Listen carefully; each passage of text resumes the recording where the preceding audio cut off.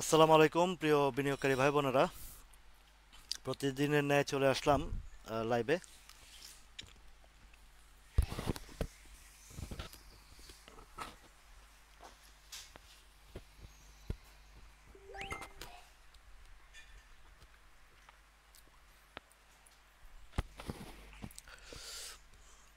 দেলোয়ার হোসেন ভাই, আশিকুর রহমান ভাই, ওয়ালাইকুম আসসালাম মনির ভাই। আজকের লাইভে মার্কেট নিয়ে একটু গুরুত্বপূর্ণ আলোচনা করা দরকার আছে। আপনারা জানেন যে এখন ডিভিডেন্ডের মৌসুম, আহ, যার কারণে মার্কেটের অনেকটা প্রভাব বিস্তার করছে বাই সেলের ক্ষেত্রে। এবং গত 2 দিনের ক্যান্ডেল এবং আজকের ক্যান্ডেল একটু ব্যতিক্রম। আপনারা আপাতত কেউ ইনবক্স গ্রুপ বলেন বা ইনবক্স বলেন, কেউ মেসেজ করবেন না মেসেঞ্জারে প্লিজ, এটা অনুরোধ রইল। কারণ লাইভ চলাকালীন থাকলে সাউন্ডের প্রবলেম হয়।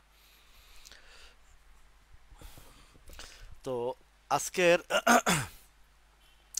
আলোচনায় সর্বপ্রথম আমি একটু ইন্ডেক্স নিয়ে আলোচনা করি। আজকের লেনদেন বেশি, মার্কেট মাইনাস, লেনদেনটা বেশি। সবসময় আমরা দেখেছি যে মার্কেট মাইনাস হলে লেনদেন কমে। ম্যাক্সিমাম লোক এটাকে নেগেটিভলি দেখে, কিন্তু আমি পজিটিভ দেখি। এই মার্কেটের কিছু কিছু বিষয় যেখানে মানুষ নেগেটিভটা দেখে, সেখানে আমি পজিটিভটা দেখি। কেননা বিগত দিনগুলোতে আপনারা যে ইনস্ট্রাকশন বা এর বিগত বছরগুলোতে আপনারা অনেক অ্যানালাইসিসের কাছে যেটা দেখেছেন যে ব্রেকআউটের পরে এন্ট্রি, যেটা অত্যন্ত বিপজ্জনক। এবং কিছু গ্রুপ থেকেও, মেসেঞ্জার গ্রুপ বলেন বা বিভিন্ন হোয়াটসঅ্যাপ গ্রুপ থেকেও যেভাবে বাই সেল করার যে নির্দেশনা দেওয়া হয়েছিল, সেগুলো চরম একটা ফ্রডের মতনই ছিল। ফ্রডের মতো না, ফ্রডই ছিল, যা আপনারা অনেক ক্ষতিগ্রস্ত হয়েছেন। আলহামদুলিল্লাহ, আমার কার্যক্রম 4 মাসের কার্যক্রমে আপনাদেরকে একদম বটম সাইডগুলো আপনাদেরকে শিখিয়েছি, দেখিয়েছি। এবং আমি কখনোই কাউকে স্টক কেনা বেচার জন্য বলি না। আমি জাস্ট আপনাদের পরামর্শ, শিক্ষা এবং আপনাদের বিশ্লেষণের মধ্যেই সীমাবদ্ধতা রেখেছি। কেননা এই মার্কেটকে আমি নাম দিয়েছি গিরগিটি। আপনারা জানেন যে এই মার্কেটকে আমি সবসময় গিরগিটি বলি। আজকে একরকম, কালকে একরকম, সকালের চিত্র একরকম, বিকালের চিত্র একরকম। তো সেই গিরগিটির মার্কেটে তাদের রঙের পরিবর্তনের সাথে সাথে যদি আমরা পরিবর্তন না হতে পারি, তাহলে আমাদের জন্য খুবই বিপজ্জনক। তবে আমার যে সিস্টেম সাপোর্ট লেভেলটার সাইডটা বা কোথায় স্ট্রং সাপোর্ট আছে, সেখান থেকে 8 আনা 1 টাকা কমবে বাড়বে, কোনো সমস্যা নেই। কিন্তু জায়গাটা যদি আমরা ঠিকমতো ধরতে পারি, তাহলে আমরা একটা রিস্ক ফ্রি জায়গায় থাকতে পারি। বাজারের যত উত্থান পতন হোক, কারেকশন হোক, কালেকশন হোক, যা কিছু হোক, আমাদের সেফটি অ্যান্ড সিকিউরিটিটা মাস্ট মাথায় রাখতে হবে। অনেকের সাথে আমার যে পার্সোনালি যোগাযোগগুলো হয়, সাউন্ড ঠিক আছে কিনা বলবেন। এখন সাউন্ড ঠিক আছে? জাকির ভাই, সাউন্ডটা দেখুন তো ক্লিয়ার আছে কিনা। আহ, আপনার একটু মোবাইলটাতে একটু, বা আপনার পিসিতে যদি দেখে থাকেন, একটু সাউন্ডটা, একটু ভলিউমটা বাড়িয়ে নেবেন। অন্যান্য যারা আছেন তারা একটু সাউন্ডের বিষয়টা বললে আমি ক্লিয়ার বুঝতে পারবো। আমার এখান থেকে তো ক্লিয়ার হচ্ছে কিনা, একটু সাউন্ডের বিষয়টা বলুন তো। যে কথা বলতে নিছি, সাউন্ড ক্লিয়ার আছে কিনা একটু জানাবেন প্লিজ। ওয়ালাইকুম আসসালাম। একটু সাউন্ডের বিষয়টা ক্লিয়ার করেন আপনারা। কারণ জাকির ভাই বলতেছেন ওনার একটু সাউন্ডটা শুনতে কষ্ট হচ্ছে। আপনারা একটু রিভিউ দেন, তাহলে আমি সাউন্ডের বিষয়টা একটু দেখব। মাইক্রোফোন, একটু সাউন্ডের বিষয়টা একটু রিভিউ দেন আপনারা কেউ। তো বাজারের যে জিনিসটার কথা, আচ্ছা ওকে ঠিক আছে। এই যে সারোয়ার ভাই, ফিরোজ ভাই, জি আপনারা বলছেন। তাহলে জাকির ভাই, আপনি একটু আপনার মোবাইলের একটু ভলিউমটা বাড়িয়ে নেবেন প্লিজ। হয়তো বা আপনার মোবাইলের ভলিউমটা একটু কমে আছে। আচ্ছা, তো এখন যে কথাটা বলছি, যে গিরগিটির মার্কেটের পরিবর্তন প্রতিনিয়ত হয়। আজকে দেখুন, ইন্স্যুরেন্স সেক্টরের গতকালকে ফুল ইয়ে ছিল। এই ইন্স্যুরেন্স সেক্টরটা নিয়ে আমি অনেক আগ থেকে আপনাদেরকে বলেছিলাম যে যখন একটু লাইনে আসবে তখন আমি বলবো। তো আচ্ছা, সাউন্ড ঠিক আছে। মেজরিটি বলছেন ঠিক আছে, হয়তো আপনাদের একটু মোবাইলগুলো একটু ভলিউমটা বাড়িয়ে নেবেন, তাহলে আপনাদের বুঝতে বা শুনতে সুবিধা হবে। এখান থেকে তো আমার সিস্টেমের মধ্যে কোনো কিছুতে এখনো পর্যন্ত সমস্যা দেখছি না। জি। তো এখন মার্কেটের বিষয়টা আমাদেরকে খুবই গুরুত্বপূর্ণভাবে, অবশ্যই অবশ্যই সবার জায়গা থেকে আমি যে সিস্টেমে এখন আমার ব্যক্তিগতভাবে অনেকের সাথে আমি যখন আলোচনা করি বা যাদের একটু সুযোগ হয়, আদাব দাদা, তো তখনই আমি দেখি যে অনেকে কিনতে পারে, অনেকে না সবাই সুন্দরভাবে কিনতে পারেন, কিনার মধ্যে কারো কোনো সমস্যা নাই, হয়তো আটানা কম বা বেশি, আহ, বেশিতে কিনেন, কিন্তু বিক্রির টাইমে আমি দেখেছি যে কেউ সঠিক সিদ্ধান্ত নিতে পারেন না। এই জায়গাটাতে এই জায়গাটাতে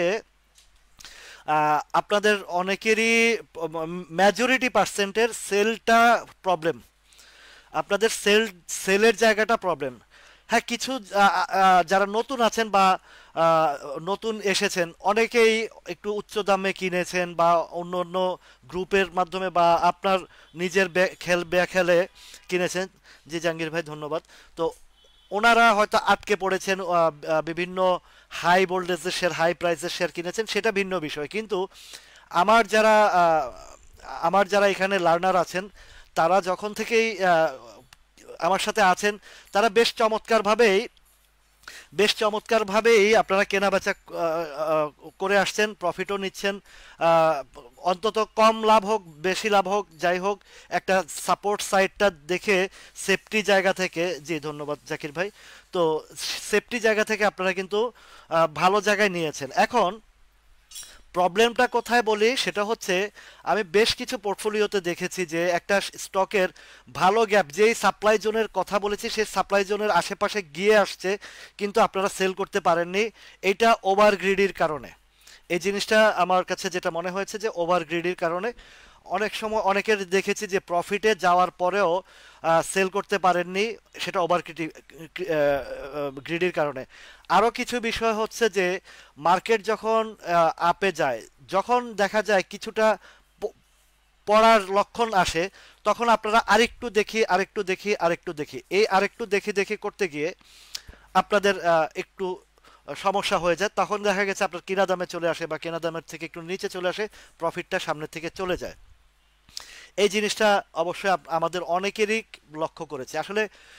এটা এটাও স্বাভাবিক যে আপনারা নানান জনে নানান পেশায় থাকেন, নানান জনে নানান পেশায় থাকেন, মার্কেটে আপনারা সেইভাবে মনোযোগ দেওয়াও সম্ভব হয় না, মিটিং থাকে, তারপরে ব্যবসা যারা করেন ব্যবসায়িক মনোযোগ থাকে।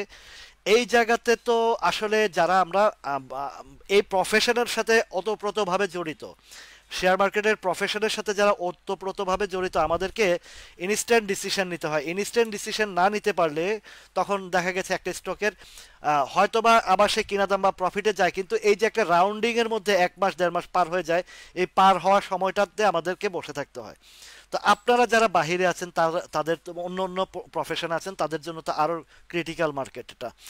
আর বিশেষ করে আমাদের মার্কেট তো বুঝেনি, খুবই নাজুক মার্কেট, এবং এটাকে একদম শক্তভাবে ম্যানুপুলেট করা হয়, যেটা আমাদের জন্য সবার জন্য সাধারণ বিনিয়োগকারীদের জন্য ধরাটা খুবই কঠিন, খুবই কঠিন ধরা এই মার্কেটটা। তো সেই জায়গায় লাভ দেখা অনেক সহজ। দেখেন এই যে আজকের গেইনারের তালিকায় দেখেন কতগুলো হলট্রেড আছে, কিন্তু কয়জনের কাছে এই হলট্রেড শেয়ারগুলো আছে।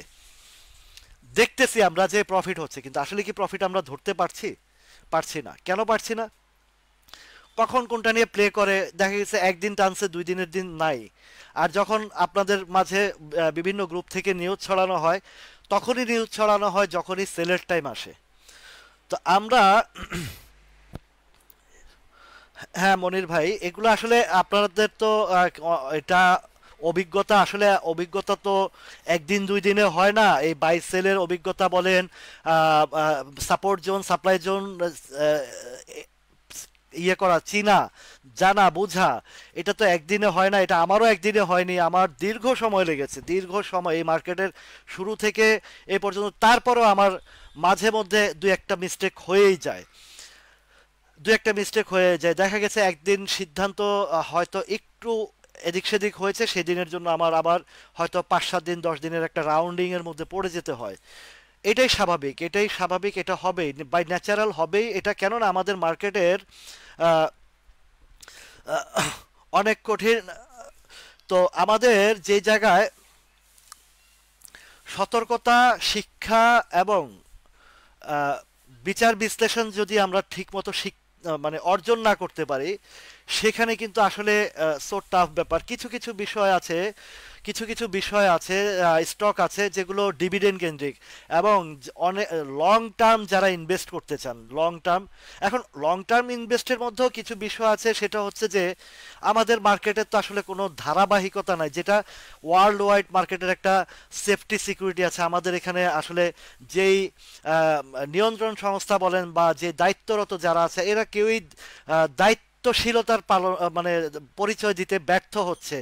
এবং এইসব জায়গাতে আমরা দেখেছি যে আহ, ঢাকা ভার্সিটির, ঢাকা বিশ্ববিদ্যালয়ের, বাংলাদেশের সর্বোচ্চ বিদ্যাপীঠের শিক্ষক যারা, প্রফেসর যারা বা ডিন যারা, তারাই যদি এইসব শেয়ার মার্কেটের যদি কর্ণধার হন, তাহলে যারা ফাইনান্সিয়াল সম্পর্কে বুঝেন, তারা এসেও যদি সেখানে গ্রিডি হয়ে পড়েন, লোভী হয়ে পড়েন। শিক্ষকের জায়গাটা হচ্ছে উদারতার জায়গা, শিক্ষকের জায়গাটা হচ্ছে শিক্ষার জায়গা, শিক্ষকের জায়গাটা হচ্ছে আলো ছড়িয়ে দেওয়ার জায়গা। এখন আলো ছড়িয়ে জায়গায় যদি সে কেরোসিনের হারিকেনের তেল চুরি করে, তাহলে তো সে শিক্ষক হতে পারে না। আমি আর কিভাবে বিশ্লেষণ করে তাদেরকে অসম্মানিত করতে পারি বলেন, তাদের এই চরিত্রগুলোর কারণে।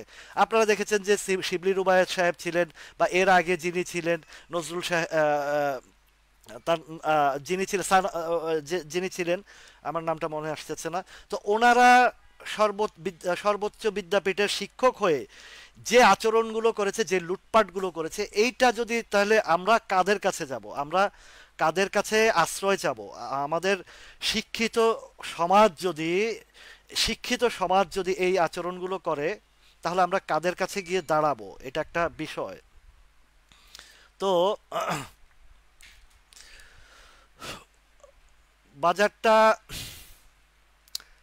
একটু নেটে প্রবলেম করছে সম্ভবত।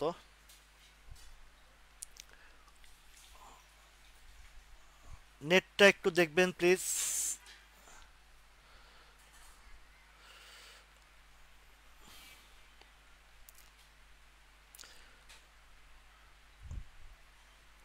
তো আমরা আমরা যেই যেই জায়গাটাতে আমরা যে জায়গাটাতে আমরা বিনিয়োগ করব, সেখানে বিনিয়োগের সুরক্ষা যাদের দায়িত্ব, তারা যদি আমাদেরকে সুরক্ষা না দিতে পারে, তাহলে আমরা কাদের কাছে যাব?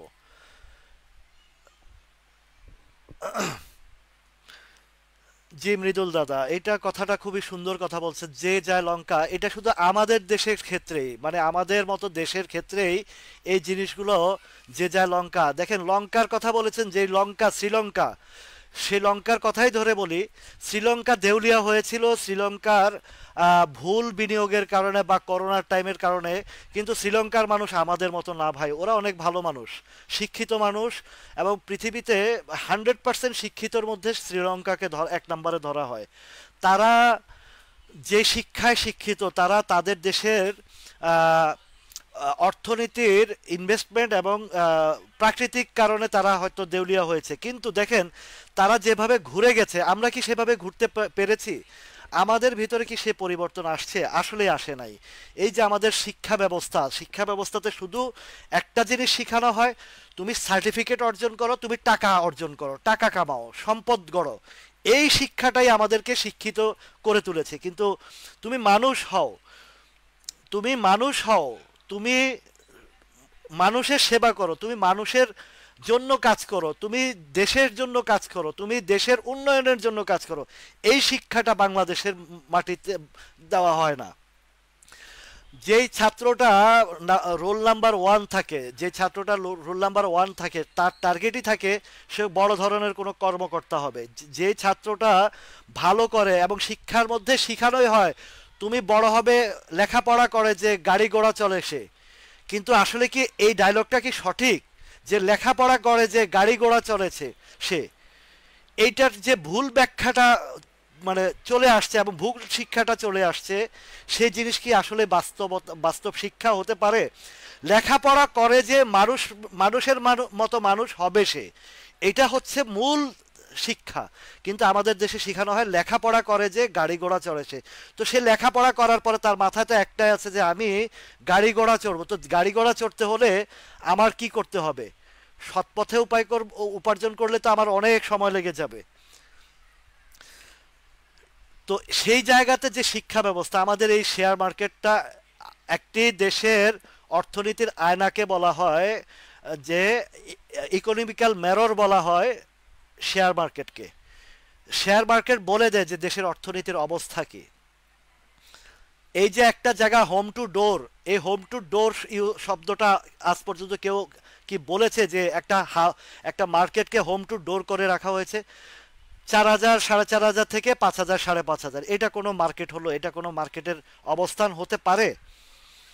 আমাদের দেশের পার্শ্ববর্তী দেশ ভারত, পাকিস্তান বলেন, শ্রীলঙ্কা বলেন, তাদের দেশের চরিত্র, অবস্থান, গঠন, অর্থনৈতিক কার্যক্রম দেখেন। আর আমাদের দেশের পাকিস্তানের মতো দেশও এত এত শুধু বাজারে সুশাসন না, টোটাল বাংলাদেশেই সুশাসনের অভাব। এখানে আমলাতান্ত্রিক জটিলতা। যদিও বলা হয় গণতন্ত্র, আসলে গণতন্ত্র নামে এটা কোনো গণতন্ত্রের মধ্যে পড়ে কি কিনা, গণতন্ত্রের ডেফিনেশন কি এই চরিত্র হতে পারে কিনা, আপনারা একটু বিচার বিশ্লেষণ করে যায়। এখানে আমার যারা ভাই বোনেরা আছেন, এখানে অনেক উচ্চপদস্থ ভাই বোনেরা আছেন এবং সর্বশ্রেণীর লোকজন আছেন। আমার কথাগুলো হয়তো অনেকের কাছে শুনতে খারাপও লাগতে পারে, কিন্তু এটা বাস্তব চিত্রগুলো আপনাদের সামনে আমি সবসময় তুলে ধরার চেষ্টা করি। বাজার বলেন এবং বাজারের অর্থনীতি, দেশের অর্থনীতি বলেন এবং আমাদের বাজারের যে সংশ্লিষ্ট যারা আছেন তাদের বিষয়গুলো নিয়ে আমি সবসময় বলি যে একটা বাজারকে তারা কিভাবে ম্যানুপুলেট করে। মানুষ এখানে খুব আশা নিয়ে আসে যে অন্তত পক্ষে তার পুঁজিটা সেভ রেখে 2টা পয়সার জন্য আশা করে, কিন্তু প্রতিদিনের যে চিত্র এবং প্রতিদিনের যে বাজার আমরা দেখতে পারি, আসলে কি এটা বাজারের সাথে বাজারের কোনো সামঞ্জস্যতা আছে? কোনোভাবে আমি সেই সামঞ্জস্য খুঁজে পাই না। তথাপি আমি আপনাদের কথা চিন্তা করে, সকলের কথা চিন্তা করে, এই আমার ক্ষুদ্র বিনিয়োগকারী ভাই বোনদের কথা চিন্তা করে আমি এই এই শিক্ষামূলক ব্যবস্থাটা চালু করেছি। শিক্ষামূলক ব্যবস্থাটা চালু করেছি সেই 4 মাস 5 মাস হয়ে গেছে। এখান থেকে আপনারা অনেকেই বেশ উপকৃত হয়েছেন এবং অনেকে অনেক কিছু শিক্ষা অর্জন করেছেন যা এর আগে কখনো করতে পারেননি। তথাপি আমরা কিছুটা হলেও অন্তত পক্ষে তাদের ম্যানুপুলেশনের জায়গা থেকে কিছুটা হলো আমরা রক্ষা পেয়ে আছি। এটুকু প্লিজ ভাই, আপনারা কয়েকজন এই যে শুধু ইনবক্সে করতেই আছে, আমি নিষেধ করি ভাই লাইভ চলাকালীন আপনারা কেউ ইনবক্সে মেসেজ করবেন না। তো যে কথাটা বলতে নিয়েছি যে আমাদের এই বাজারের যে পরিস্থিতি, যে একদিন 2 দিন একটু আপনি দেখেন, একটা জিনিস আপনাদেরকে আমি সুন্দরভাবে তুলে ধরে দেখাই। সেই জিনিসটা হচ্ছে এই যে হিস্টোগ্রামের বারটা দেখেন, আমাদের বাজার, এই যে একটা বাংলাদেশের বাজার, হিস্টোগ্রামের বাজারটা আহ, কি বলবো আর, এই যে দেখেন মানে অলওয়েজ রেড জোনে থাকে, অলওয়েজ রেড জোনে থাকে। যদিও 2, 4, 5 দিন একটু ভালো হয়, এরপর আবার রেড জোন, যদিও একটু ভালো হয় এরপর আবার রেড জোন। শকুনরা বসে থাকে এখানে কিভাবে এই মার্কেটটাকে দাবিয়ে রাখা যায়, মানে ডাউন করে রাখা যায়। দেখেন যে হিস্টোগ্রামের বার, কোনো ধারাবাহিক গ্রিন আপনারা দেখতে পাচ্ছেন এখানে? সর্বোচ্চ 2, 4, 5 দিন 10 দিন হলেই গ্রিন রেড জোনে চলে যায়। একদম দেখেন কিভাবে হচ্ছে, দেখেন প্রত্যেকটা হিস্টোগ্রামের বার দেখলে তো এই বাজারের চরিত্রটা বোঝা যায়। এখন এই যে বাজারের যে ক্যারেক্টারগুলো, এটা ধরাটা যে কত টাফ ব্যাপার এবং মানে আমাদেরকে কতটা যে চিন্তা ভাবনা করে কাজ করতে হয়, সেই জায়গাতে আপনাদেরকে অবশ্যই শিক্ষার জায়গাটাতে এসে এবং যেই পয়েন্টগুলো আপনাদেরকে ধরিয়ে দেয়। দেখেন আজকের 15 মিনিটসের বাজারটা দেখেন, আজকের 15 মিনিটসের বাজারটা দেখেন কি পরিস্থিতি হয়েছে। একদম সকালবেলা খুব স্ট্রং একটা বাই হয়েছে। আজকের বাজারটা দেখেন, গতকালকের বাজারেরও একটা রিদম ছিল, এর আগের দিনের বাজারও আপ অ্যান্ড ডাউন বা প্রফিট টেকিং হোক, সাথে সাথে বাই সেল দুইটাই ইন্ডিকেটর ছিল। বাই সেল ইন্ডিকেটর দুইটাই ছিল এবং অনেকটা পজিটিভ মুডেই ছিল। গতকালকের বাজারটাও সুন্দর একটা বাজার ছিল। আজকের বাজারটা দেখেন, সকালবেলা ঠিক 10টার সময় একটা ফুল প্রেশার নিয়ে একটা বাই হয়েছে। এই ফুল প্রেশার নিয়ে বাই হওয়ার পর থেকেই কন্টিনিউয়াসলি সেল প্রেশার ধরে ধরে রেখে একই একই জায়গায় ধরে ধরে রেখে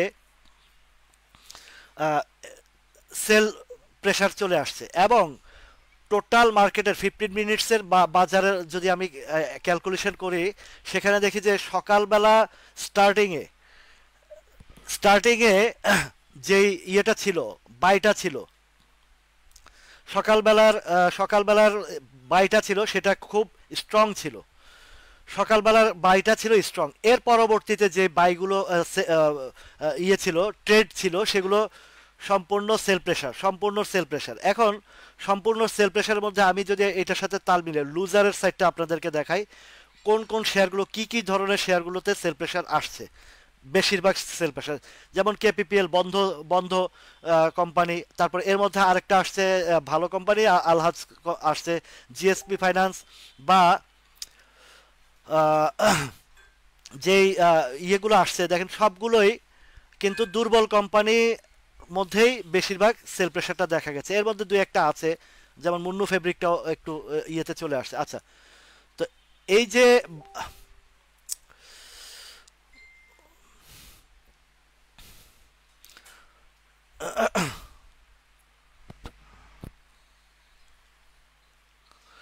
সাউন্ড ক্লিয়ার না হলে ভাই, আপনার যাদের কাছে একটু সাউন্ড কম হয় মনে হয়, তারা একটু আপনার নিজের মোবাইলের ভলিউমটা একটু বাড়িয়ে নেবেন, কারণ এখান থেকে ম্যাক্সিমাম লোকেরই সাউন্ড ক্লিয়ার আছে। তো আমার এখান থেকে কোনো সমস্যা আমি দেখছি না, একদম সুন্দর একটা সাউন্ড সবাই পাচ্ছে।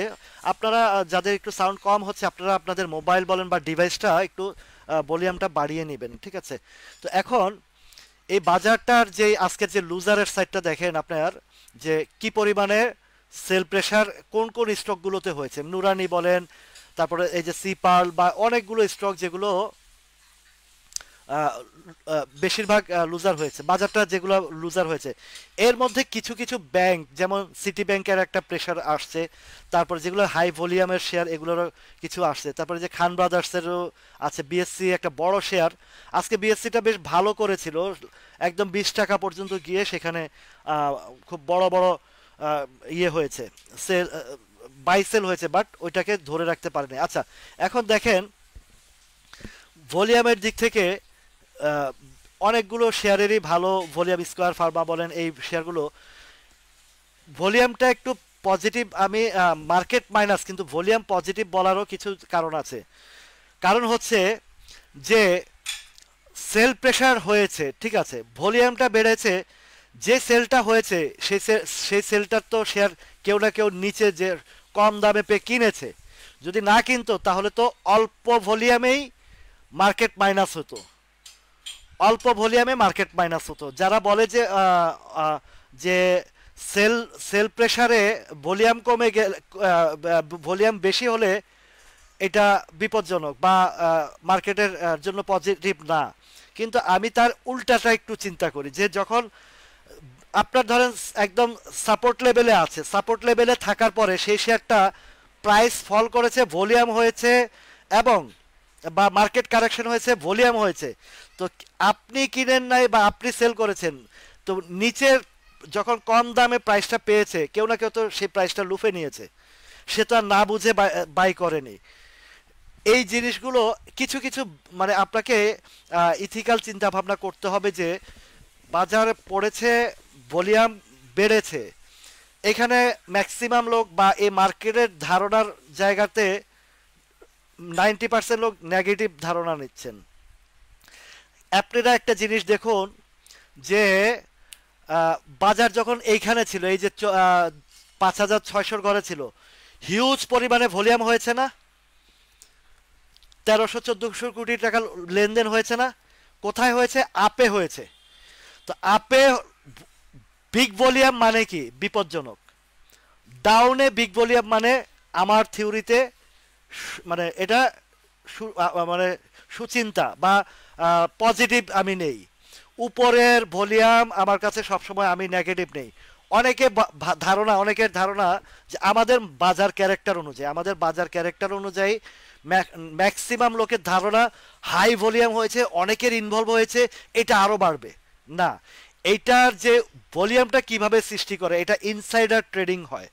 এটা ইনস্টিটিউট বলেন, আহ, বড় বড় যারা এই মার্কেট মেকার আছেন, পার্টি আছেন, ওরা উপরের লেভেলে নিয়ে এমন ভাবে ট্রেড করে, এটা ইনসাইডার ট্রেডিং করে, যেখানে আপনাদেরকে আকর্ষণ করা হয়।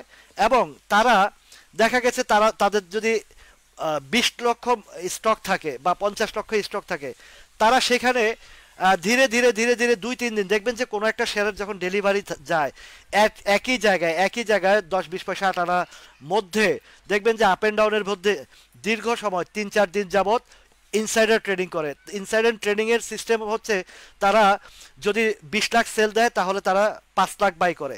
এর ভিতরে যখন ভলিউম আপনারা দেখেন, আপ ট্রেন্ডের কথা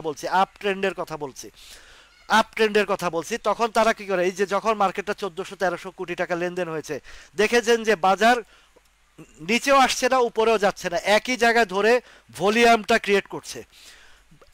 900 কোটি, 1000 কোটি, 1200 কোটি, 1300 কোটি, 1400 কোটি, জায়গা একটাই, কিন্তু ভলিউম অতিরিক্ত।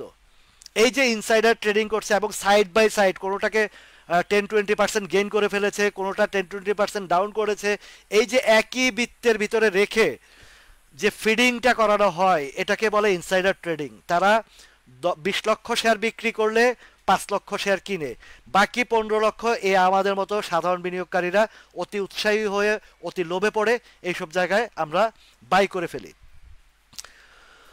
এর পরবর্তীতে যখন তাদের ইনসাইডার ট্রেডিংটা বন্ধ হয়ে যায়, তারা যখন ইনসাইডার ট্রেডিং বন্ধ করে দেয়, তখন ওই স্টকের বা ওই ইন্ডেক্সের ধরে রাখা আর সম্ভব হয় না। তখন ধীরে ধীরে কেন পড়ে, আপনি কিনেছেন যে হাই রেটে পড়েছে, যারা এক্সপার্ট আছে তারা চিন্তা করলে যে পড়ে যাচ্ছে, আমি স্টপ লস দেই। তো যে স্টপ লস দিচ্ছে, আরেকজন নিচে ভাবে যে একটু কমে পাইছি, নেই না, উপরের রেঞ্জের কথাগুলো বলছি, যেগুলো ওভার প্রাইসেস হয়ে যায়। তখন এই আমাদের ভিতরে কেনা বেচা করতে করতে নিচে চলে আসে। কেউ অল্পতে লস নিতেছে, কেউ আবার নিচে পেয়ে আবার কিনতেছে, তো আবারও অল্পতে লস নিতেছে। এইভাবে কিনতে কিনতে ইনসাইডার ট্রেডিং যখন, বা ইনস্টিটিউট প্লাস যারা বড় বড় মার্কেট মেকার আছে, তারা যখন হাত পা গুটিয়ে বসে থাকে, তখন নিচে চলে আসে। আর নিচে যখন চলে আসে, তখন তারা আস্তে আস্তে ধীরে ধীরে আবারও আমাদের কাছ থেকে শেয়ারগুলো, আমরা যখন অধৈর্য হয়ে যাই, আর ধৈর্য রাখতে পারছি না, প্রতিদিন দেখি 8 আনা কমে, 4 আনা কমে, 1 টাকা কমে, আমরা ধৈর্য হারা হয়ে যাচ্ছি। আর আমরা যখন ধৈর্য হারা হই, তখন তারা আবার নতুন করে ধৈর্য সহকারে তারা আবার বাই করতে থাকে। এটা হচ্ছে আমাদের বাংলাদেশের বাজারের চরিত্র। আমরা যখনই কোনো একটা শেয়ার হঠাৎ করে, বিশেষ করে সকাল টাইমে, আমি দেখি ম্যাক্সিমাম লোকে খুব অ্যাগ্রেসিভ থাকে, হ্যাঁ বেড়ে গেল বলতে বলতে উপর থেকে কিনতে কিনতে উপরে চলে যায়। কিন্তু ঠিক 12টা বাজলে বা 11:30, 12টা বাজলে দেখি যে ধীরে ধীরে ধীরে ধীরে উনি যে রেটে কিনছে, তার থেকে আরো 20-30 পয়সা, 50 পয়সা নিচে চলে আসছে। কিছু কিছু বিষয় আছে যেটা একদম মার্কেটের স্টকের একদম বটম লেভেলে আছে, যেমন গতকালকে যে নজরটা এসেছিল, আপনাদেরকেও গতকালকেও এই জিনিসটা বলেছি কয়েকটা স্টকের বিষয়ে। আজকে তো সাধারণত ব্যাংক সেক্টরের বেশ কিছু স্টকের বড় সেল চাপ ছিল। এই যে গতকালকে একজনের খান ব্রাদার্সের কথা বলেছিলেন, ভাই বাইব্যাক, ওমর ভাই বলেছিলেন, আমার নামও মনে আছে, যে আমি 62-63-তে সেল করেছি, এখন কি বাই করা যায়? তা আমি ওনাকে উত্তরে বলেছিলাম যে স্টক কি বাজারে কি আর নাই, এটাই আপনাকে বাই করতে হবে, এমন তো কোনো বিষয় না। তারপর আপনি যদি মনে চায় কিনতে পারেন। সেই জায়গাতে যে একটা জায়গায় 162-63-64তে সাপ্লাই দিয়ে আসছে, কোথায় থেকে সাপ্লাই দিয়ে আসছে? 110-12 টাকা থেকে 162-63 টাকা গেছে। তাহলে সেই জায়গায় যখন ফল করতেছে বাজারও, আপনাদেরকে গত 2-3টা বাজার আপডেটেই বলেছি যে আমি যেই ধরনের বাজারের ক্যান্ডেল চাচ্ছি, বা স্ট্রং ভাবে ঘোরার যেই ইন্ডিকেশন চাচ্ছি সেটা কিন্তু পাচ্ছি না। আপনাদেরকে প্রতিটা বাজার বিশ্লেষণের সময় কিন্তু আমি বেশ ভালোভাবে বলে দিচ্ছি যে এখন ডিভিডেন্ডের মৌসুম, এখন ইপিএস এর মৌসুম। বাজারে যখনই ট্রেড করবেন একটু সতর্কতা অবলম্বন করবেন। যেই শেয়ারগুলো একদম সাপোর্ট জোনে আছে এবং ভালো ফান্ডামেন্টাল আছে, স্টক ভালো দেয়, ডিভিডেন্ড ভালো দেয়, সরি স্টকটা মানে তাদের বোনাসটা ভালো দেয়, ডিভিডেন্ড ক্যাশ ডিভিডেন্ড ভালো দেয়, এইসব স্টকগুলোর মধ্যে থাকলে আপনাদের ক্ষতি কম হবে। কেননা ডিভিডেন্ডের মৌসুমটা আসলে এই ধরনের কাহিনী ঘটে। আর আমাদের দেশের একটা যে সিস্টেম যে প্রতি 3 মাস অন্তর অন্তর প্রান্তিকের যে বিষয় আছে, আর্নিংয়ের বিষয় আছে, এটা একটা খুবই বিরক্তিকর জিনিস যে এটা অন্তত 6 মাস অন্তর অন্তর করলে বাজারটা কিন্তু একটা স্টেবল হতো। এটাকে 3 মাসের জায়গায় 6 মাস করা উচিত। কেননা একটা মানে 3 মাসের মধ্যে যে প্রতিবেদন দেওয়া হয় এই প্রতিবেদনের আসলে সঠিক চিত্রটা একটা কোম্পানির, বড় বড় কোম্পানি বলেন বা যাই বলেন, এগুলোর কোম্পানিগুলো 3 মাসের ভিতরে যে প্রতিবেদন দেওয়া হয় এই প্রতিবেদনগুলো টোটাল প্রতিবেদনগুলো আসলে সঠিক তথ্যে আসে না। তো এগুলো কিছু কিছু দুর্বল কোম্পানিগুলো ম্যানুপুলেট করে, কারসাজি করে তাদের যেই ইয়েগুলো দেখায়। কেননা 3 মাসের প্রতিবেদনটা আনঅডিটেড থাকে, 3 মাসের প্রতিবেদনটা আনঅডিটেড থাকে, আর অডিটেডটা হয় অ্যানুয়ালটাতে অডিটেড হয়। তো সেই জায়গায় 3 মাসের জায়গায় অন্তত পক্ষে আমার নিয়ন্ত্রণ সংস্থাকে আমি বলবো যে আপনারা এই বিষয়টা একটু নজরে আনেন, যে 3 মাসের যে প্রান্তিক আপনারা প্রতিবেদন কোম্পানিগুলো দিয়ে থাকে, এই 3 মাসের আনঅডিটেড চেয়ে 6 মাসের অডিটেড প্রতিবেদন দেওয়ার জন্য জোর দাবি এবং অনুরোধ জানাচ্ছি। এটা সবার জায়গা থেকে আপনারা এই বিষয়গুলো তুলে ধরবেন যে আমাদের মার্কেটের এমনিতেই নাজুক মার্কেট, এমনিতে কোনো এখানে কোনো আসলে ওই শিক্ষামূলক জায়গাও কেউ রাখে নাই। যা কিছু আছে ওই রোড শো করে, এই শো করে, সেই শো করে, এগুলো একদম অযাচিত, শুধু চা নাস্তা আর বিল বানানো ছাড়া আর কোনো কাজ নাই, আর মানুষকে ম্যানুপুলেট করা ছাড়া আর কোনো কাজ তাদের, ন্যূনতম কাজ তারা করে না। শুধু শুধু আমাদের এই যে আমাদের ট্যাক্স থেকে এদেরকে বেতন দেওয়া হয়। দেখুন, আমি একদম ছোট্ট ক্ষুদ্র মানুষ, আমি বাজার সম্পর্কে ন্যূনতম ধারণা রাখি ওনাদের চেয়ে। ন্যূনতম ধারণা আমার জায়গা থেকে আমি যতটুকু চেষ্টা করি আপনাদেরকে শেখানো বোঝানোর জন্য, এইটুকু যদি তারা দায়িত্বশীলতার ভাবে কাজটা করতো, এইটুকু কাজ, তাহলে আমরা এখানে কেউই ক্ষতিগ্রস্ত হতাম না। অন্তত আমাদের আমাদের যেই বিনিয়োগটা, অন্তত এই বিনিয়োগটা সুরক্ষা থাকতো। কিন্তু কি দুঃখের বিষয় যে এই যে ডিএসসির মতন একটা জায়গা বা BSCC, Bangladesh security exchange commission, এই জায়গা থেকে তারা যেই অদক্ষতা এবং অযোগ্যতার পরিচয় দিচ্ছে সেটা আসলে দুঃখজনক। অথচ তারা খুবই হাই এডুকেটেড পার্সন হয়ে ওইখানে বসেছেন। এমন না যে আমার মতো অর্ধশিক্ষিত লোক নিয়ে ওখানে বসেছেন, আমার মতো একজন সার্টিফিকেটহীন লোককে নিয়ে ওইখানে বসানো হয়েছে, এমন বিষয় না। কিন্তু ওনারা শিক্ষা কি কি শিক্ষায় শিক্ষিত হয়েছেন? ঢাকা ভার্সিটির মতন সর্বোচ্চ বিদ্যাপীঠের শিক্ষকদেরকে নিয়ে ওখানে বসানোর পরে যদি এই ধরনের, যিনি আলো ছড়াবেন তিনি যদি আলো নিভিয়ে দেন, তাহলে তাদের কাছ থেকে আমরা কি শিক্ষা অর্জন করতে পারি? কথাগুলো বলার উদ্দেশ্য হচ্ছে আমাদের বাজারের কোনো ধারাবাহিকতা নাই, এই উঠে এই নামে, এই কোনো ধরনের যে একটা নিয়ম শৃঙ্খলা, এবং এইখানে বিভিন্ন যারা আছেন মার্কেটকে ম্যানুপুলেট করছেন বা মার্কেটের যারা নিয়ন্ত্রণ করছেন, তাদেরকে নিয়ন্ত্রণ করার মতো, বা যারা এখানে এই বাজে কোম্পানি দিয়ে, বাজে কোম্পানি, যেমন এই যে দেখেন, আপনারা দেখেছেন যে 30টা কোম্পানির লিস্ট দিয়েছে, এটা বিএসসি থেকেই বলা হয়েছে 30টা বন্ধ কোম্পানির তদন্ত করে পেয়েছে বন্ধ। এটা কে বলেছে? আমাদের এই নিয়ন্ত্রণ সংস্থা। ঠিক 2 দিন বা 3 দিন যখন এটা একদম বামে 3-4টা হল দিল, প্রাইস ফল করলো, 4-5 দিন ফল করার পরে আবার দেখা গেছে কিছু কিছু কোম্পানির, যেমন এই যে কেপিপির একটা নিউজ ছড়ালো কি এটার ফ্যাক্টরি খোলা, ফ্যাক্টরি খোলা বলে কি করলো দেখেন, চরিত্রটা দেখেন, কোথায় নিয়ে আসছিল এটাকে, সেখান থেকে আবার ফ্যাক্টরি খোলা। এই যে নিউজ পোর্টালগুলোকে টাকা দিয়ে যে 5-10 হাজার টাকার জন্য তারা যে মানুষের ক্ষতিটা করে, নিউজ পোর্টাল, আমি তো নিউজ পোর্টালের নিউজের কোনো বিশ্বাসই না। আমি কখনোই এই যে নিউজ পোর্টালের নিউজের বিশ্বাসী না। আপনাদের মনে আছে অ্যানভয় টেক্সটাইল নিয়ে আপনারা বলেছেন এডিবি তাদেরকে টাকা দিবে, এই করবে সেই করবে, এটা বহু কিছু হবে, আপনারা নিউজের ভিতরে পড়ে গেছেন, কিন্তু আমাকে নিউজের ভিতরে ফেলতে পারে না কখনোই। আমার এই ক্ষুদ্র জ্ঞান থেকে আমি যতটুকু শিক্ষা অর্জন করেছি, আমি নিউজ রিউমার এদিকে দিকে কানই দিই না। আমার কান চোখ সবসময় এই মার্কেটের এই চিত্রটার ভিতরে আমি সীমাবদ্ধ রেখেছি। দেখেন এই কেপিপির ঠিক এই এই পজিশনে ছিল, সম্ভবত 18, 19, 20 টাকা ছিল, এই লেভেলটাতে ছিল, 16, 17 টাকা ছিল, সেখান থেকে বন্ধের নিউজ দিয়ে 11 টাকা পর্যন্ত আনছে। আবার 2 দিন 3 দিন পরে, মানে 4-5 দিন পরে কয়টা বামে হল দিছে? 1টা 2টা 3টা 4টা 5টা 6টা 7টা বামে হল দিয়ে আবার একটা ওই যে নিউজ পোর্টালের মধ্যে 5,000 টাকা দিয়ে বলছে যে বলো যে এটা খোলা। এ খোলা বলে আবার 3 দিন। এবং আপনাদের নিশ্চয় মনে আছে যে আমি বলেছি যে কেপিপিএল আগামীকাল 16 টাকা 30 পয়সা একটা ট্রেড হয়ে ছেড়ে দেবে, সেটা 1 মিনিটও থাকবে কিনা সন্দেহ আছে, সন্দেহ আছে। লাইভে আপনাদেরকে বলেছিলাম আগামীকাল সেল, এই দেখেন এই ক্যান্ডেলটা দেখে বলেছিলাম। ঠিক অনেকেই চমৎকারভাবে প্রফিটটা নিয়ে নিয়েছেন এই জায়গায়।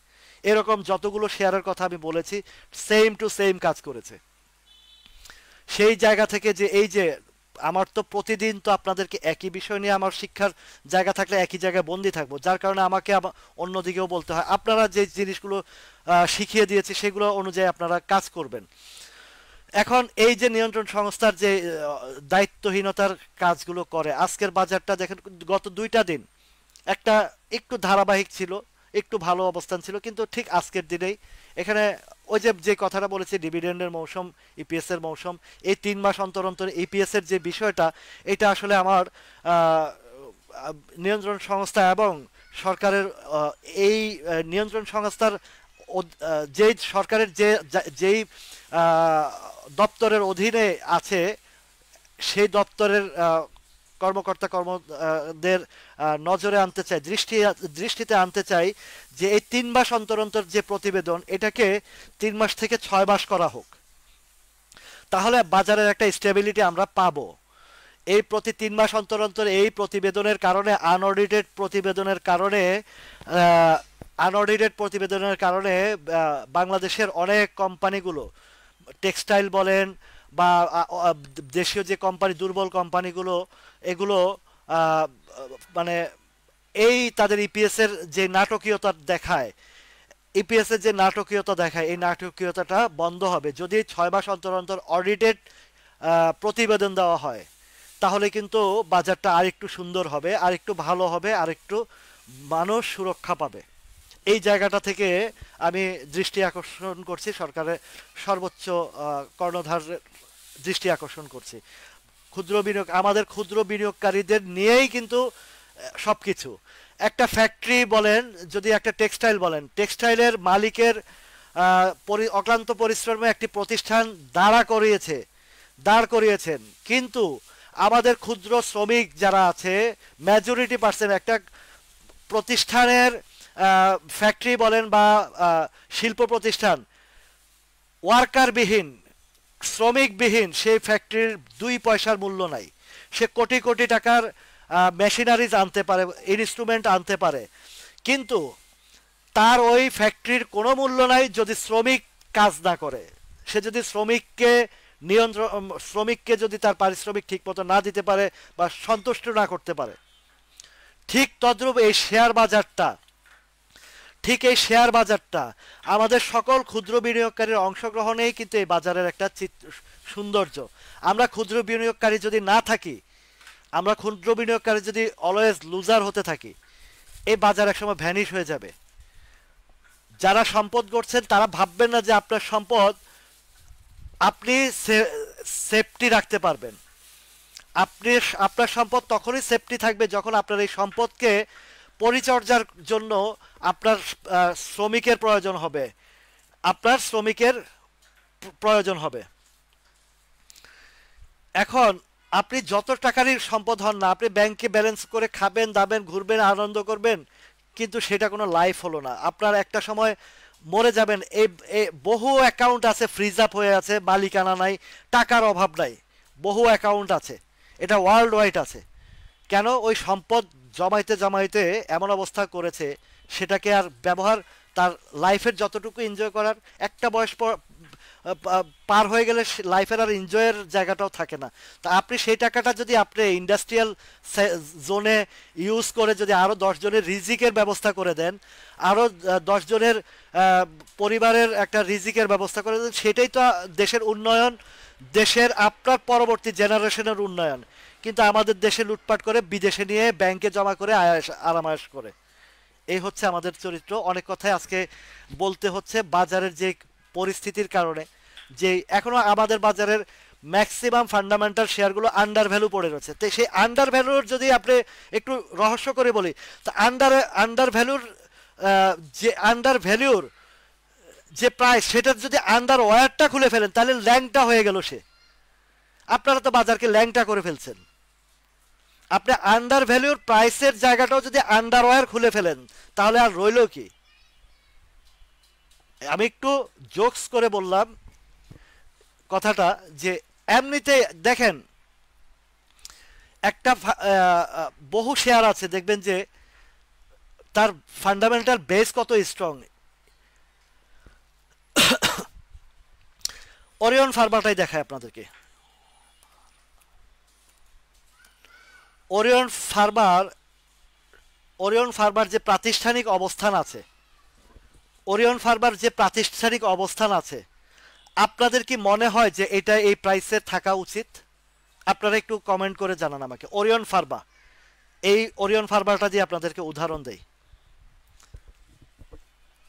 এই ওরিয়ন ফার্মার যে নেট অ্যাসেট ভ্যালু বলেন এবং তার যে সম্পদ, এটাকে যদি সম্পদে আপনি যদি কনভার্ট করে দেখান তাদের যে অবস্থান, এইটা কি এই 35 টাকা ঘরের থাকার শেয়ার? এইটা যদি 35 টাকা থাকে তাহলে বিকন ফার্মা কেন এত উপরে?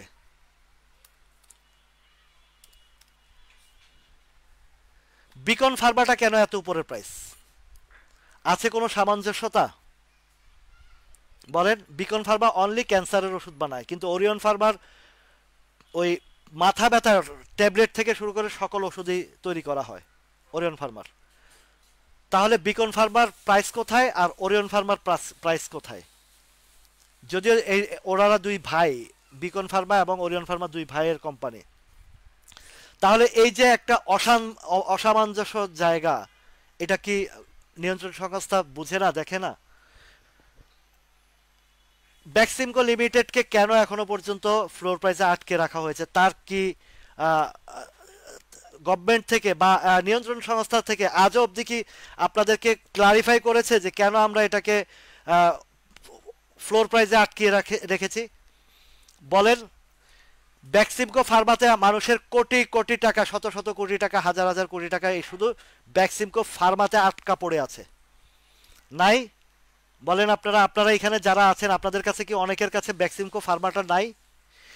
সকল স্টকের ফ্লোর প্রাইস তুলে দেওয়া হয়েছে, কিন্তু এইটাকে কেন আজ অবধি আটকে রাখা হয়েছে? নিয়ন্ত্রণ সংস্থা এইটার কি জবাব দিবেন? আমার প্রশ্ন। আমি জবাব নিয়ন্ত্রণ সংস্থা আপনাদের হয়ে, আপনাদের সকল ক্ষুদ্র বিনিয়োগকারীর হয়ে এই নিয়ন্ত্রণ সংস্থার কাছে জানতে চাই, কেন এই বেক্সিমকো লিমিটেডকে এখনো ফ্লোর প্রাইসে আটকে রাখা হয়েছে? এটা কি মার্কেটের সাথে একটা অসামঞ্জস্যতা না? আপনারা বলেন যে এই যে এই বেক্সিমকো ফার্মার মধ্যে শত শত কোটি টাকা আপনাদের বিনিয়োগকারী ভাই বোনদের কি টাকা আটকে পড়ে আছে না? আপনারা তো নড়াচড়া না, অনেকের তো পুরো বিনিয়োগটাই এখানে আছে, যাদের অসুস্থ হলে ওষুধ কিনে খাবে, সেই ওষুধের টাকাটা পর্যন্ত এই বেক্সিমকো ফার্মা থেকে, এই বেক্সিমকো লিমিটেড থেকে বের করতে পারছেন না। এরকম অনেকে আছেন না? অবশ্যই আছেন। হাজার হাজার মানুষের টাকা আটকে আছে, হাজার হাজার বিনিয়োগকারীর টাকা আটকে আছে। তাহলে নিয়ন্ত্রণ সংস্থা এর কি জবাব দিবেন বলেন? এই যে একটা পয়েন্ট যে টোটাল বাজারের সবগুলোর, আমার টাকার প্রয়োজন, আমার লাভ হোক লস হোক, আমার মা অসুস্থ, বউ অসুস্থ, সন্তান অসুস্থ, আমার এই ইমিডিয়েটলি টাকার প্রয়োজন, আমার ফ্লোর প্রাইস দিয়ে আটকে রাখা হয়েছে কেন? আমি লসে হলে আমার টাকার প্রয়োজনে আমার সেল করব, আমার লস হোক, কিন্তু আমার টাকা প্রয়োজন, আমি টাকাটা বের করব, আমার সংসার চলতে হবে, আমার মৃত্যু সজ্জায় মা আছেন হসপিটালে, তার খরচ চালাতে হবে। এই ব্যাক্সিমকো লিমিটেডের যাদের হাজার হাজার মানুষের বিনিয়োগ আছে, তাদের শুধুমাত্র যারা এই লিমিটেডটাই কিনে রেখেছেন, তাদের কি অবস্থাটা হয়ে আছে দেখেন। তার কোনো উপায় অন্তর আছে এখান থেকে বের হওয়ার? যারা মার্জিন লোন নিয়ে কিনেছেন তাদের আজকে যে 2 বছর 2.5 বছর যে ফ্লোর প্রাইসে ব্যাক্সিমকো লিমিটেডকে আটকে রাখা হয়েছে, তাদের কি অবস্থা মার্জিন লোনের? তারা কি সেই টাকার 4 আনা পয়সা ফেরত পাবে? তাদের ইকুইটি মাইনাস হইতে হইতে হইতে হইতে যে সব শেষ হয়ে গেছে, তারা কি আর রিটার্ন এখান থেকে কিছু পাবে? ফ্লোর প্রাইস ছেড়ে দিলেও তো তারা এখান থেকে কিছু পাবে না। তাহলে কেন এই ব্যাক্সিমকো লিমিটেডকে আটকে রাখা হলো? এই নিয়ন্ত্রণ সংস্থা কি জবাব দেবে? পুরো বাজারের সবগুলোর ফ্লোর উঠিয়ে দেওয়া হয়েছে, ব্যাক্সিমকো লিমিটেডের ফ্লোরটা উঠানো হয় নাই। আমার অনেক ভাই আমাকে দীর্ঘ লাইভে বলেছেন যে ব্যাক্সিমকো লিমিটেডের কোনো নিউজ আছে কিনা, ব্যাক্সিমকো লিমিটেডের কোনো, আমার কাছে তো কোনো জবাব নাই যে এই ব্যাক্সিমকো লিমিটেডের যে পরিস্থিতির সৃষ্টি করে রেখেছে নিয়ন্ত্রণ সংস্থা, এইটার জন্য কেউ কোনো আওয়াজ তুলছে না, কেউ কোনো কথা বলছে না। এই যে বৈষম্যর আচরণ, এই বৈষম্যমূলক আচরণ, এটা কেন হবে? এই নিয়ন্ত্রণ সংস্থাকে আমি দৃষ্টি আকর্ষণ করছি, আমার দেশের গভর্নমেন্টের দৃষ্টি আকর্ষণ করছি, এই বিষয়বস্তুগুলো কেন ক্লারিফাই করছেন না এবং কেন এটা একটা সুষ্ঠু সমাধান আনছেন না? তাদের বিনীত অনুরোধ করছি আপনারা এই বিষয়গুলো একটু ফলো আপে আনেন। এবং আমার ক্ষুদ্র বিনিয়োগকারী ভাই বোনদের পক্ষ থেকে আমি আপনাদেরকে জোর দাবি জানাচ্ছি, ব্যাক্সিমকো লিমিটেড সহ বাজারের যে বৈষম্য আচরণ আছে, এই বৈষম্যহীন আচরণগুলো থেকে সরে এসে একটি গঠনমূলক একটি অবস্থান আপনারা তৈরি করুন, একটি নিয়ন্ত্রণ সংস্থার একটি গঠনমূলক, এবং যেটা আমাদের দেশের অর্থনীতির উন্নয়ন বয়ে আনবে সেই ধরনের সিদ্ধান্ত আপনারা নেন। আপনারা যদি প্রয়োজনে মনে করেন বিনিয়োগকারীদেরকে ডাকেন, ক্ষুদ্র বিনিয়োগকারীদেরকে ডাকেন, যারা এখানে হাই প্রোফাইলের অনেক লোক আছেন, সবাইকে সম্মিলিতভাবে সবার মতামতের ভিত্তিতে একটা সংস্থাতে আনেন, একটা গঠনমূলক জায়গায় নিয়ে আসেন। কেন আপনারা এই বছরের পর বছর এইভাবে একটা বাজারকে হোম টু ডোর পর্যন্ত আপনারা বন্ধ করে রেখেছেন? কেন? এটা তো কোনোভাবেই কাম্য নয়। এখানে মানুষের অনেক, যারা চাকরিজীবী আছেন, যারা প্রবাসে আছেন, যারা কিছু টাকা সঞ্চয় করে সুদবিহীন একটা জায়গায় বিনিয়োগ করার চিন্তা ভাবনা করেন যে পরিবারের সুরক্ষার জন্য আমি এই কাজটা করব, অ্যাকচুয়াল পুরা ওয়ার্ল্ড ওয়াইড আপনার সবচেয়ে ওয়ার্ল্ড ওয়াইড যে নিয়ম, যে সিস্টেমটা, মানুষ উন্নত দেশগুলোতে মানুষ ব্যাংকে এফডিআর না করে তারা বিভিন্ন ভালো ভালো কোম্পানিতে বিনিয়োগ করে যেন সেখান থেকে কিছু রিটার্ন আসে। কেন ওইসব দেশের এই শেয়ার বাজারকে, স্টক এক্সচেঞ্জকে একটা সেফটি অ্যান্ড সিকিউরিটির ভিতরে রাখা হয়েছে, পুরো বাজারটাকে সেফটি অ্যান্ড সিকিউরিটির ভিতরে রাখা হয়েছে মানুষের সুরক্ষার। সেখানেও যে ম্যানুপুলেট হয় না তা না, সেখানে কিছু কিছু স্টক নিয়ে ম্যানুপুলেট হয়, এটা ওয়ার্ল্ড ওয়াইড থাকবেই, কিন্তু পুরো বাজারকে নিয়ে ম্যানুপুলেট এই বাংলাদেশের মতো দেশের ছাড়া আর পৃথিবীর কোথাও আপনারা টোটাল বাজারকে নিয়ে ম্যানুপুলেট করা আর পৃথিবীর কোথাও খুঁজে পাবেন না। আপনারা যারা শিক্ষিত মানুষ, আপনারা যারা উচ্চ শিক্ষিত মানুষ হয়েছেন, একটা সর্বোচ্চ বিদ্যাপীঠ থেকে পাশ করার পরে বিসিএস ক্যাডার হয়। বিসিএস ক্যাডার আমি হতে পারিনি, আমি সর্বোচ্চ শিক্ষা অর্জন করতে পারিনি। বিসিএস ক্যাডার গ্রামের বা অনেকেই হতে পারে নাই। বিসিএস ক্যাডার যারা হয় তাদের ওই যোগ্যতা নিয়ে হয়।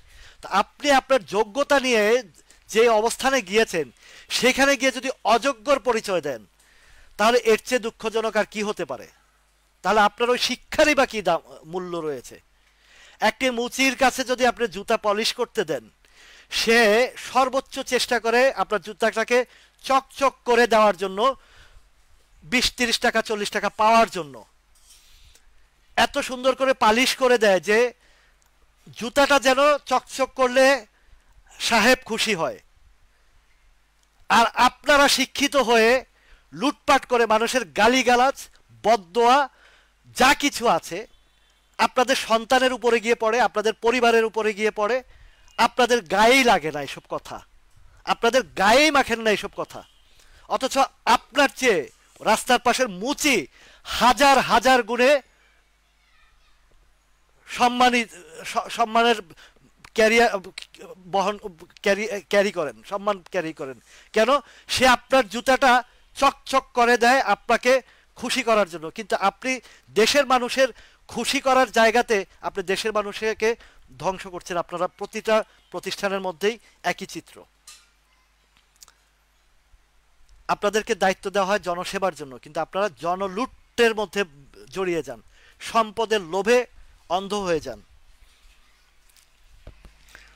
কথাগুলো মনোযোগ সহকারে শুনুন। আপনার ডিসকাস আপনার স্টক নিয়ে করব, কিন্তু মার্কেট সাপোর্ট করবে না, লাভটা কি? আমাদের মার্কেটের গঠনমূলক কথা আচরণগুলো তুলে ধরতে হবে। যেহেতু একটি প্ল্যাটফর্ম আমি আপনাদের জন্য তৈরি করেছি দীর্ঘ 4 মাসের অক্লান্ত পরিশ্রমে এবং বিনামূল্যে আপনারা, আমার যে সার্ভিসটা আপনাদেরকে দিচ্ছি, আপনারা টাকা খরচ করে এই সার্ভিসটা কোথাও পাবেন না। টাকা খরচ করে, এটা অনেকে রিপ্লাইও করেছেন যে টাকা দিয়েও আপনি যেভাবে বিচার বিশ্লেষণ করে দেন, সে বিচার বিশ্লেষণ টাকা দিয়েও আমরা পাই না। এই যে যারা টেকনিক্যাল অ্যানালাইসিস শিখেন, সে টাকা দিয়েও আপনারা যে জিনিসগুলো আপনাদেরকে এত চমৎকারভাবে ধরিয়ে দেয়, সেই জিনিসগুলো অন্য কেউই দেখাতে পারে না। টাকা খরচ করে আপনারা টেকনিক্যাল অ্যানালাইসিস বলেন, মার্কেট সম্পর্কে ধারণা বলেন, সেটা টাকার বিনিময়ে পারেন না। তা আমি সেখানে আপনাদের বিনামূল্য কেন? আমরা সবাই ক্ষতিগ্রস্ত।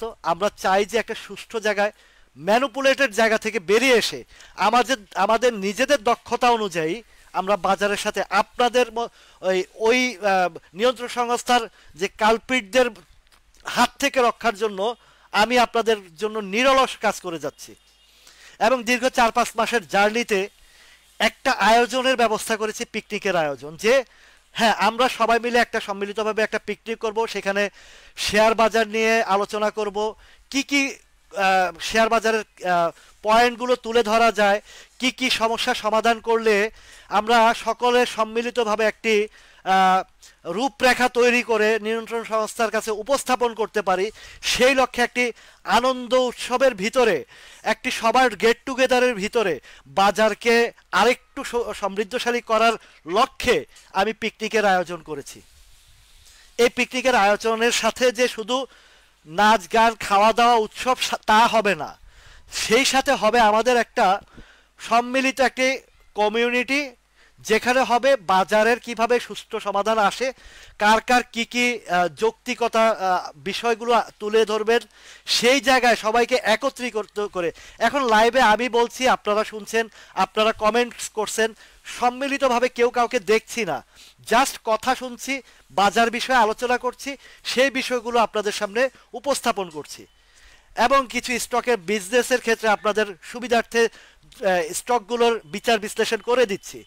কিন্তু আমাদের যে মানে আমাদের টোটাল বাজারের যে চিত্র, যেটা আমাদের করণীয়, বাজারের দায়িত্বশীল যারা আছেন, নিয়ন্ত্রণ সংস্থার যেগুলো করণীয়, তারা যেহেতু ব্যর্থ হচ্ছে, আমরা যদি ক্ষুদ্র বিনিয়োগকারীরা একত্রিত হয়ে একটি সুশৃঙ্খলভাবে এই তথ্যচিত্রগুলো যদি তুলে ধরে আমরা নিয়ন্ত্রণ সংস্থার কাছে যদি উপস্থাপন করতে পারি যে আমরা ক্ষুদ্র বিনিয়োগকারীরা একটা কমিউনিটির মাধ্যমে আমাদের এই সমস্যাগুলো ফাইন্ড আউট করে আপনাদের কাছে উপস্থাপন করলাম, আপনারা আমাদের এই সমস্যাগুলো সমাধানের চেষ্টা করুন।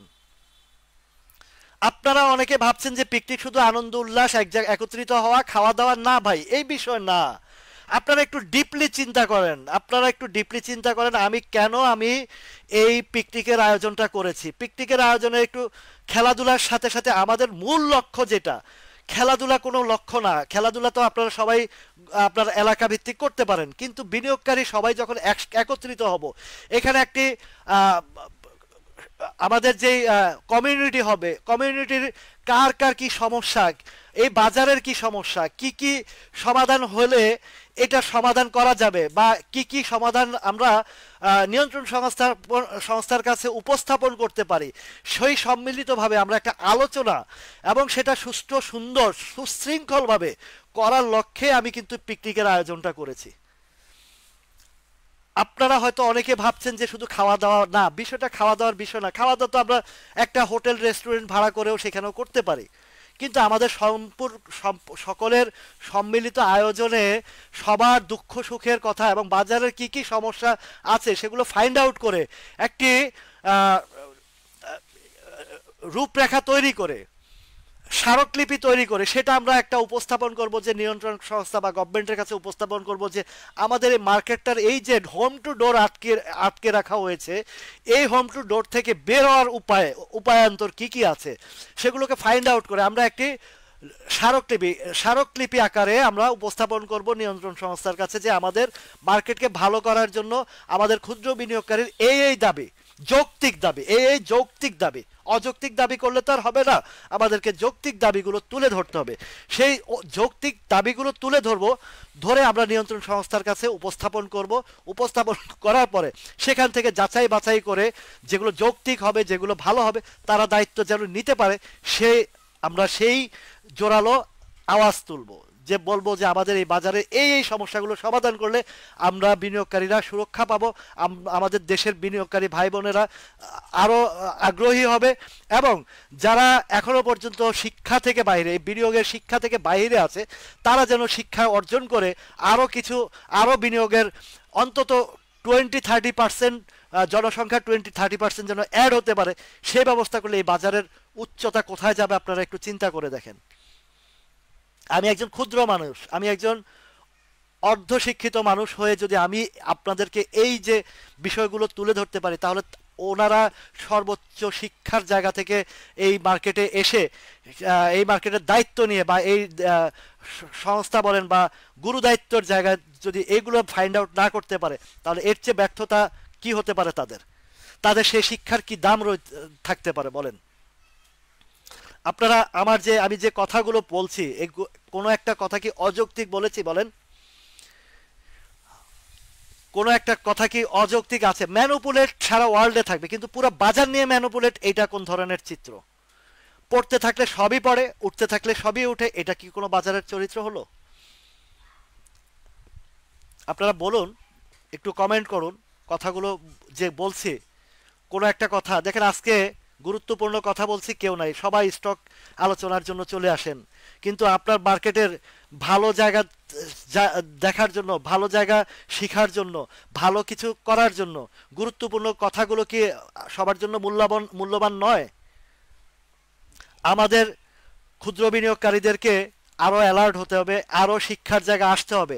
আপনারা শিক্ষার জায়গা না এসে শুধু স্টক ব্যবসা এগুলো চিন্তা করলে ধরাই খেতে থাকবেন। আপনাকে অবশ্যই বাজারকে একটা সুস্থতা রূপ দিতে হবে। অসুস্থ জায়গায় থেকে আপনি কতক্ষণ চলতে পারবেন? অসুস্থ শরীর নিয়ে আপনি কতক্ষণ টিকতে পারবেন?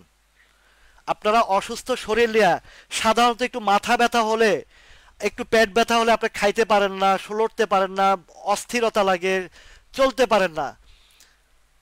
আর আপনি যখন ফুরফুরা মেজাজ থাকে, সুস্থ থাকেন, একদম শরীর চাঙ্গা থাকে, আপনার কাছে কোনো কিছুই খারাপ লাগে না, সবকিছুই ভালো লাগে, যা দেন তাই খাইতে পারেন, যা দেওয়া হয় তাই খাইতে পারেন।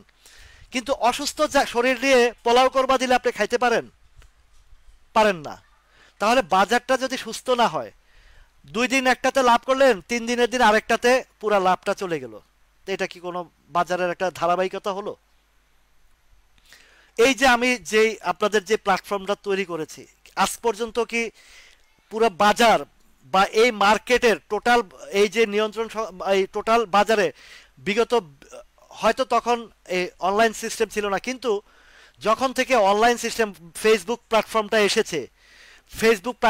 এসেছে, ইউটিউব চ্যানেলটা আসছে, তখন থেকে আজও অবধি কি এই যে আমার যে কার্যক্রমটা, এইরকম কার্যক্রমটা কি আপনারা কেউ পেয়েছেন কোথাও? একটু কমেন্ট করে জানান আমাকে। আমি যে কাজটা করেছি, এই কাজটা কি আজ পর্যন্ত কেউ করে দেখাতে পেরেছে? বলেন, কেউ কি পেরেছে আমার মতো এইরকম কাজ করে দেখাতে? এইটা তো দায়িত্ব সরকারের, এটা তো দায়িত্ব নিয়ন্ত্রণ সংস্থার। এই বাংলাদেশ সিকিউরিটি এক্সচেঞ্জ কমিশনের যে দায়িত্বটা পালন করার দরকার, আমি যে দায়িত্বটা পালন করছি, সেই দায়িত্বটা তো বাংলাদেশ সিকিউরিটি এক্সচেঞ্জ কমিশনের পালন করা উচিত, ডিএসসির পালন করা উচিত, সিএসসির পালন করা উচিত।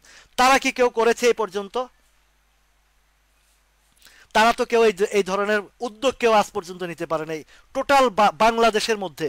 আমি যেই প্ল্যাটফর্মটা আপনাদেরকে তৈরি করে দিয়েছি, তৈরি করে কার্যক্রম চালিয়ে আসছি, এটা তো দায়িত্ব গভর্নমেন্টের ছিল, এটা তো দায়িত্ব নিয়ন্ত্রণ সংস্থার ছিল, এটা তো দায়িত্ব ডিএসসি, বিএসসিসি, সিএসসির ছিল। তারা কি আজ পর্যন্ত করেছে? তারা কি করেছে? তারা করেছে রোড শোর নামে লুটপাট করেছে, বিদেশে টাকা পাচার করেছে। তারা ওই বিনিয়োগকারীকে উৎসাহিত করার নামে বড় বড় বিল করে, বড় বড় বিল করে তারা খাবার দাবারের আয়োজন করে নিজের পকেট ভরেছে। এই জনস্বার্থে, এই বিনিয়োগকারীর স্বার্থে আজ পর্যন্ত কে মার্কেটের কাজ করেছে বলেন? আমি যে চিত্রগুলো আপনাদেরকে ধরিয়ে দিয়েছি, যে চিত্রগুলো আপনাদের সামনে তুলে ধরেছি, বাজারের টোটাল বাজারের একদম ইন্ডেক্স থেকে শুরু করে স্টক পর্যন্ত, যে সাপোর্ট জোন, সাপ্লাই জোন, কোথায় বিনিয়োগ, কোন কোন স্টকগুলো ফান্ডামেন্টাল, কোথায় কোথায় আপনার পুঁজি সুরক্ষা থাকবে, আজ পর্যন্ত কি এই মার্কেটের কেউ এই চিত্র তুলে ধরতে পেরেছে? কেউ পারেনি। সবাই সবার ধান্দা নিয়ে ব্যস্ত, সবাই সবার পকেট নিয়ে ব্যস্ত। কেউ এই মার্কেটের মূল চিত্রটা আজ অবধি তুলে ধরতে পারেনি।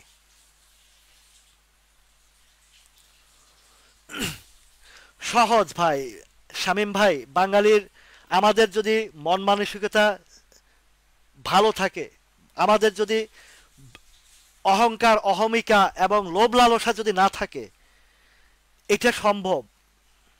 এই বাজারে এই দেশকে উন্নয়নের জন্য শুধু মানুষের, শুধুমাত্র একা যে গভর্নমেন্টকে বলবো তারা, আমাদের পাবলিক পার্সন যারা আছি, আমরা যারা পাবলিক পার্সন যারা আছি, আমাদের কি দায়িত্ব নাই? শুধু সরকারের দায়িত্ব আছে। আমরা যদি সচেতন হই, আমরা যদি সচেতন হই, ওই যে আমি হব সকালবেলার পাখি কবিতাটা কার কার মনে আছে?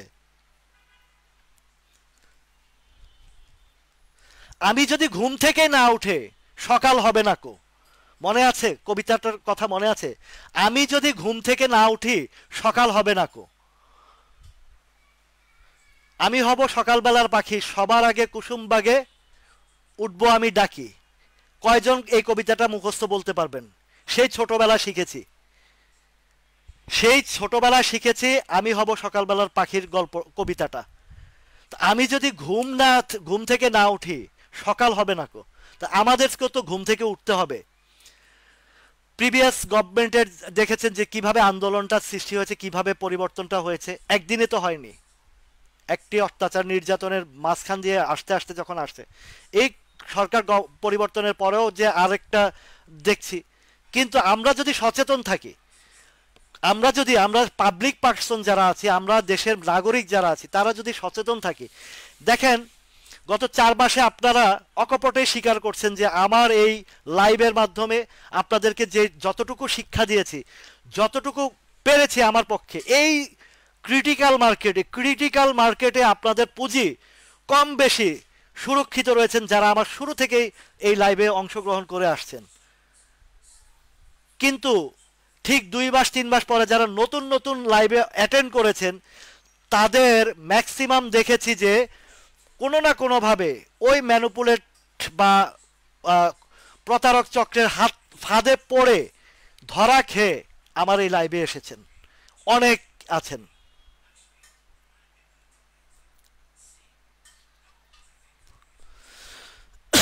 জি শাকাত ভাই, আব্দুল্লাহ ভাই চমৎকার কথা বলেছেন যে বিশ্ববিদ্যালয় অর্থনীতি শিক্ষকদের এভাবেই মানে ইয়ে করতে হবে, তাদের বিরুদ্ধে মানে তাদের যেই নৈতিক শিক্ষাগতার জায়গাগুলো তাদের চোখে আঙ্গুল দিয়ে দেখিয়ে দিতে হবে, তারা কি যে অনৈতিক কাজগুলো করছে। ওই যে একজনের নাম দিয়েছে কালো মানিক, খুব পাওয়ারফুল চশমা দিয়ে কথা বলেন, খুব মানে জ্ঞান, মানে খুব জ্ঞানী গুণী কথাবার্তা বলে আজকে তিনি সবার কাছে কালার হয়ে গেছেন। কেননা তিনি বেসিক বিষয়গুলো তুলে ধরতে পারেননি, ব্যর্থতার পরিচয় দিয়েছেন। তো তারা যদি ব্যর্থতার পরিচয় দেয়, আমরা সাধারণ বিনিয়োগকারী, সাধারণ মানুষ কোথায় গিয়ে দাঁড়াবো?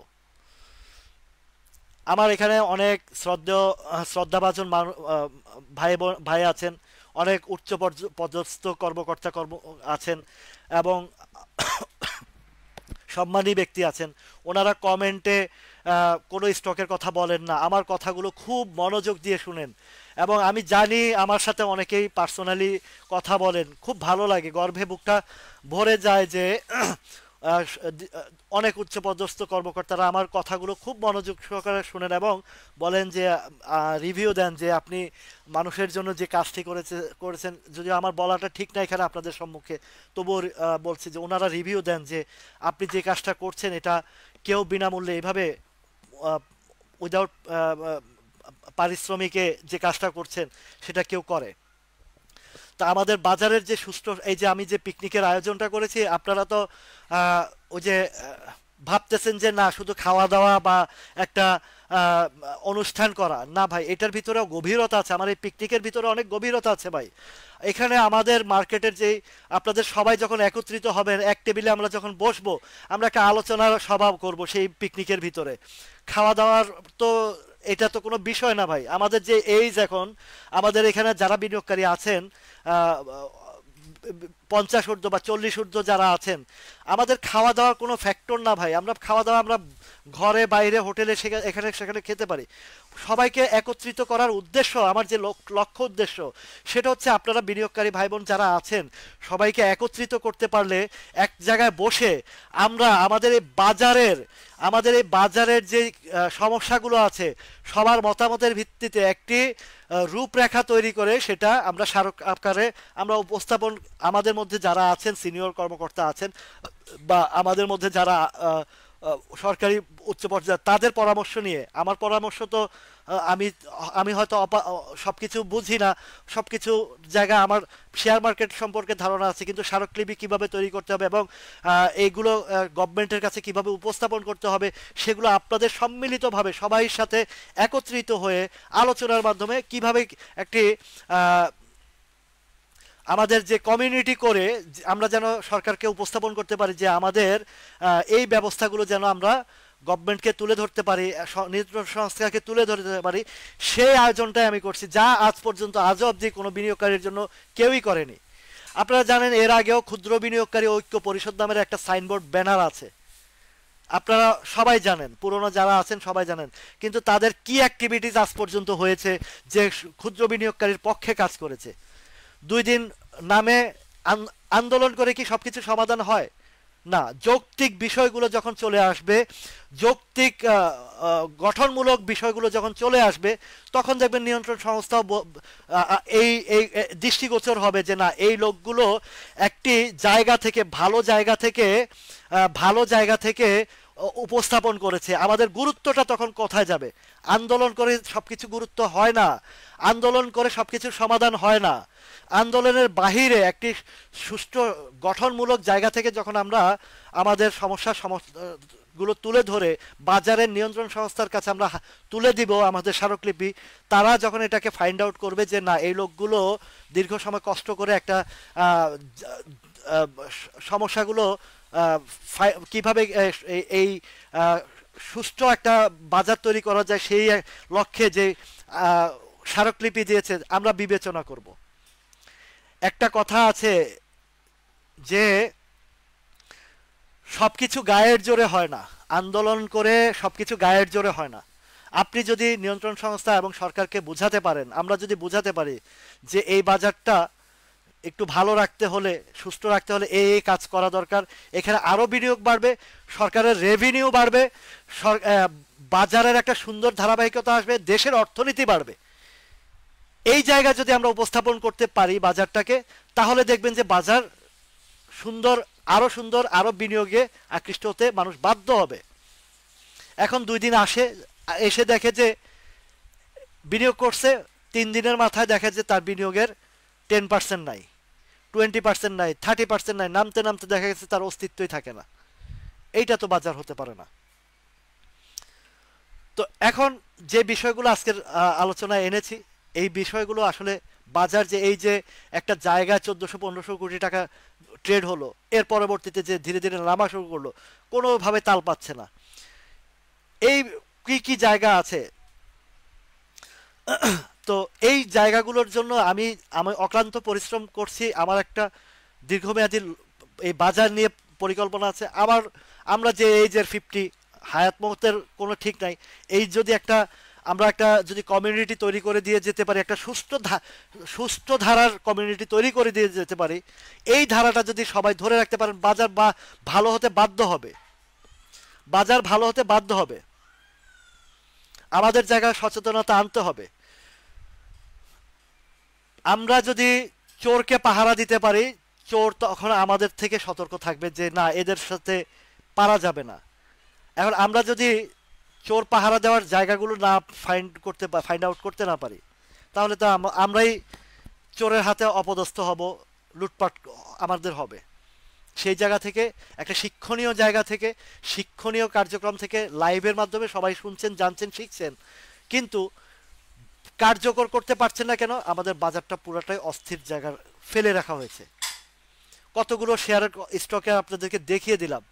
টেক্সটাইলের অনেক ভালো ভালো টেক্সটাইল আছে যেগুলো আন্ডার ভ্যালুতে পড়ে আছে, অনেক ভালো ভালো টেক্সটাইল। আর অনেক দুর্বল কোম্পানি আছে, এগুলা কি করে রাখছে দেখেন। এটা কোনো সমন্বয় আছে?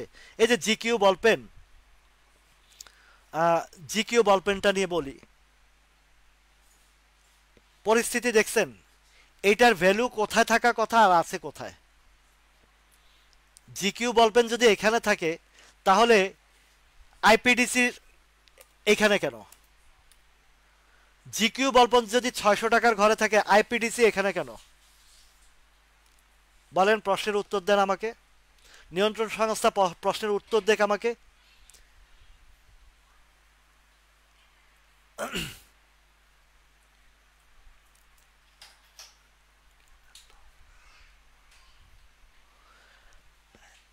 এই যে দেখেন, মার্কেটের যে ক্যান্ডেলের কথা বলেছেন, আমি তো বারবারই আপনাদেরকে সতর্কতার সাথে ট্রেড করার জন্য বলে আসছি। কেন বলে আসছি?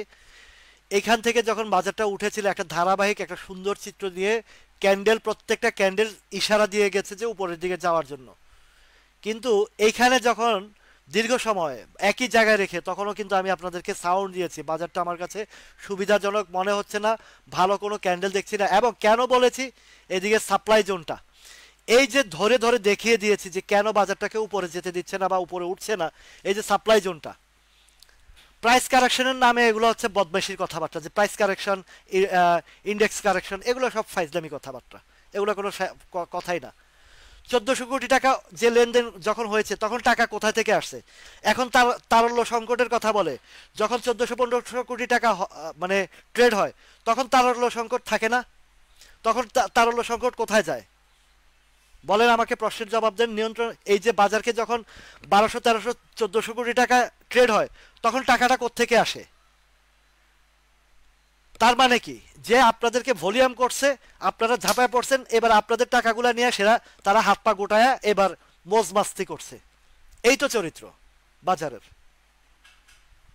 আজকে টোটাল বাজারটাই একটা শিক্ষামূলকের জায়গার। আমাদের বাজারের যে প্রবলেমগুলো আছে এবং বাজারের যে বিষয়গুলো আছে, সেটা নিয়ে আলোচনা করেছি।